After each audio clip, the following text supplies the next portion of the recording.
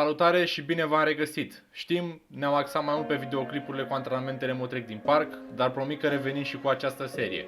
M-am gândit mult la cum ar trebui să arate structura acestui videoclip, deoarece trebuie mai întâi să înțelegem ce sunt proteinele, doar ca după aceea să discutăm despre pudra proteică ca și supliment. Ordinea va fi așa: proteină plus pudra proteică. Pe lângă asta, temele videoclipului vor fi: ce sunt proteinele, importanța lor în viața de zi cu zi, rolul propriu-zis, procesul de digestie, necesarul proteic și, ca de obicei, există extreme?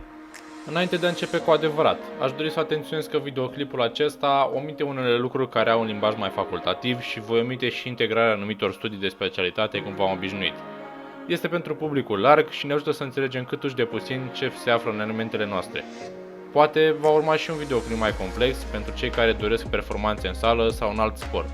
Tocmai de aceea vom omite și discuția dintre proteina animală și vegetală, în care apar tabere care să demonstreze care este mai bună și că în cazul proteinelor vegetale, absorbția din intestin nu ar fi la fel, din cauza lipsei unor compuși, biovalabilitatea scăzută și lipsa unei cantități decente ale aminoacidului leucină, care trebuie să se regăsească în medie de 2 grame pe masă pentru a se realiza sinteza proteică în parametri optimi și alte subiecte complicate.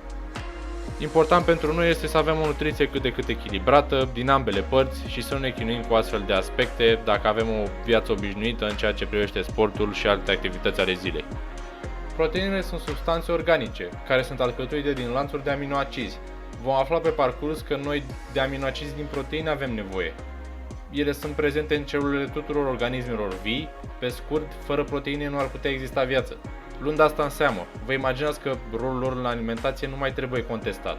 Datorită lor, organismul este în echilibru, mai complex, menținerea integrității celulare, statul reacțiilor biochimice din organism și așa mai departe. Ele fac parte din categoria macronutrienților. Mie îmi place să le privesc ca pe un triunghi, ale cărui laturi vor fi mai lungi sau mai scurte spre un anumit unghi, în funcție de nutriția individului. Sperăm că nu exagerat. Digestia proteinelor. Să zicem că la o masă de-a noastră avem în față o bucată de carne de pui, ne apucăm să o mestecăm, aceasta ajunge în stomac sub formă de boală alimentară, unde este supusă sucului gastric. Acolo proteina este descompusă în aminoacizi. Acești aminoacizi se regăsesc în toate proteinele. Cum un perete este format din cărămizi, așa ne putem imagina că este o proteină. Îi putem ordona în două categorii: aminoacizi esențiali și neesențiali. Esențial însemnând că organismul nostru nu îi poate crea singur și are nevoie de ei din surse externe, adică din alimentație. Cei neesențiali fiind produși de către organism prin anumite procese și în anumite cazuri. Există 9 aminoacizi esențiali, fiecare cu funcția lor specială în organism, și 11 neesențiali. Care e ideea cu aminoacizii ăștia? Ei bine, depinzând de sursă, aceasta va avea un profil mai bogat sau nu de aminoacizi, care ne vor asigura nouă nutriția și buna funcționare. Luând în calcul bătălia dintre proteinele animale și vegetale, poți lua aceste aminoacizi din ambele categorii? Răspunsul este da. Ne putem rezuma doar la proteinele animale sau vegetale? Răspunsul ar dura o oră, dar eu aș spune că nu. Fiecare parte are aspecte proaste și bune, de aceea trebuie să ne alimentăm din ambele surse. Dacă o salată iceberg are mai mulți antioxidanți decât somonul, eu zic să le mănânci pe amândouă și să nu te rezumi la una. Sper că ai înțeles ideea. Acum toți ați spune: ok, am înțeles, proteine din ambele surse, alimentație echilibrată, dar cât să consumăm? Cum am menționat și mai sus de atâtea ori, un aport suficient este vital și ne influențează direct starea noastră generală de bine. Ați crede că multe probleme pe care le aveți, dureri, migrene, lipsa de forță musculară și așa mai departe, provin din probleme de sănătate. Surpriza ar fi să aflați că, pe lângă hidratare, un număr modest de proteine consumate ar înclina balanța în cealaltă direcție. Un calcul general și simplu pentru a-ți afla necesarul ar fi următorul: între 1 gram și 2 grame de proteină înmulțit cu greutatea voastră. Ideea de bază în acest calcul este acel 1 gram sau 2 grame. Voi trebuie să îl stabiliți în funcție de ce activitate zilnică aveți și în funcție de sexul dumneavoastră, bărbații având o masă musculară mai dezvoltată.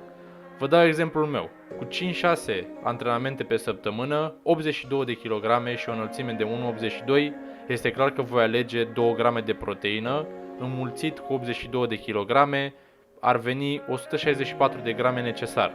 Acum veți sări pe mine cu: băi, de unde atâta mâncare? Știu.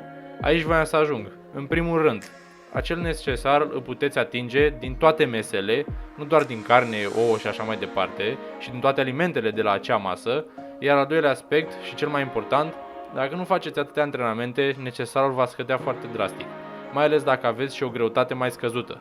Dacă ai necesarul 100 de grame, nu trebuie să țintești chiar acolo, trebuie să fii cât uși de puțin aproape, acolo veți observa schimbările de sănătate și de performanță.